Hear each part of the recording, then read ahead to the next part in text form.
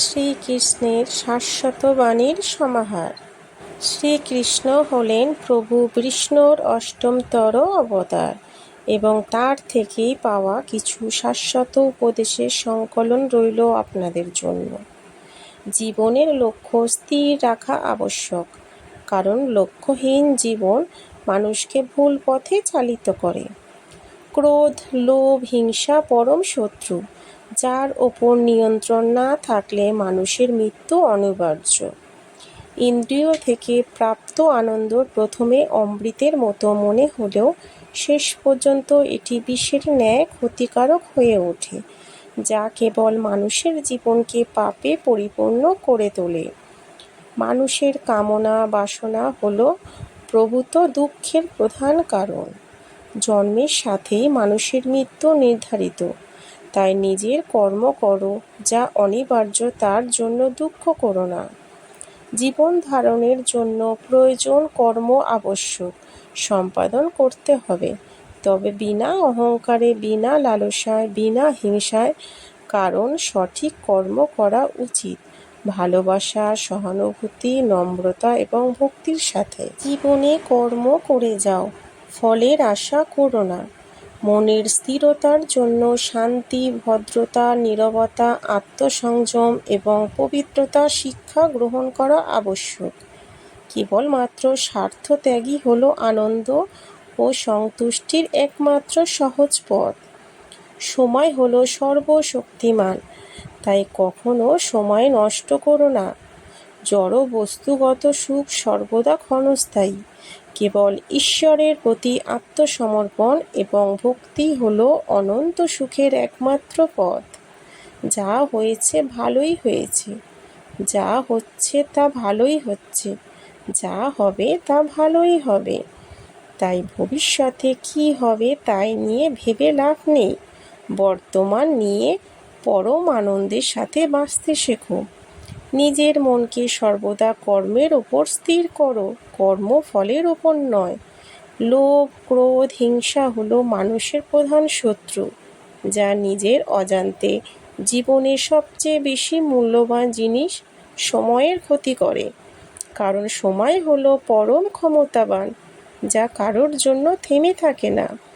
জীবনে অমরত্ব পেতে সম্মান অর্জন করো, কারণ জীবন ক্ষণস্থায়ী, কিন্তু ব্যক্তির অর্জিত সম্মান চিরস্থায়ী।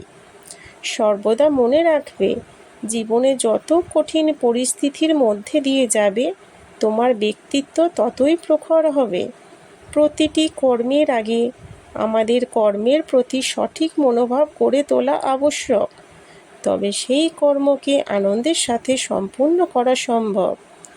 সঠিক উদ্দেশ্য নিয়ে সঠিক কাজ সম্পূর্ণ করাই হলো আমাদের জীবনের পরম সাফল্য।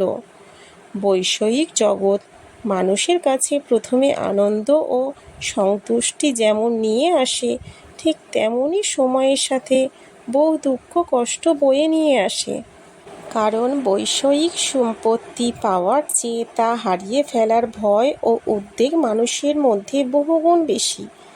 বিবেক ও বুদ্ধি হলো মানুষের পরম সম্পদ, যা সঠিক সময়ে জীবনের সঠিক দিশা বেছে নিতে সাহায্য করে। প্রজ্বলিত অগ্নি যেমন জ্বালানি কাঠকে ছাইতে পরিণত করে, ঠিক তেমন একইভাবে আমাদের জ্ঞান আলো আমাদের মনের মধ্যে থাকা আত্মঅহংকারকে ছাইতে পরিণত করে।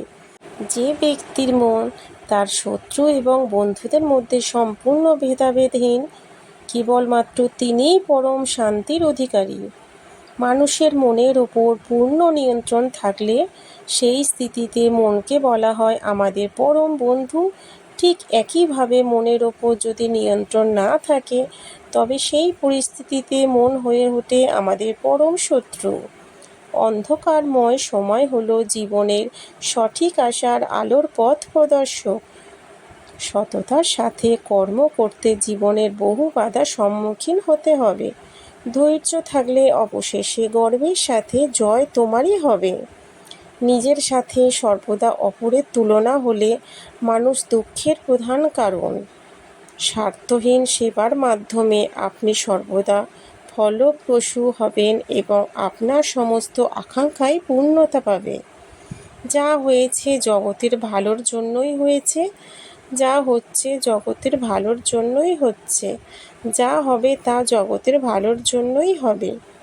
একজন জ্ঞানী ব্যক্তি পরিচয় নিজের শত্রুর থেকে ঘৃণার বদলে তাকে ভালোবাসা ফিরিয়ে দেয়।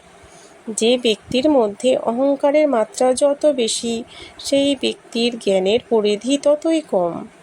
একজন বুদ্ধিমান ব্যক্তি যে কোনো সমস্যার সমাধান করতে পারে, ঠিক তেমনি জ্ঞানী ব্যক্তিরা সমস্যাকে পূর্ণতা এড়িয়ে যেতে সক্ষম। যে ব্যক্তি তার সমস্ত জীবন শ্রীকৃষ্ণের চরণে উৎসর্গ করেন, তিনি কেবল সমস্ত কর্মবন্ধন থেকে মুক্ত।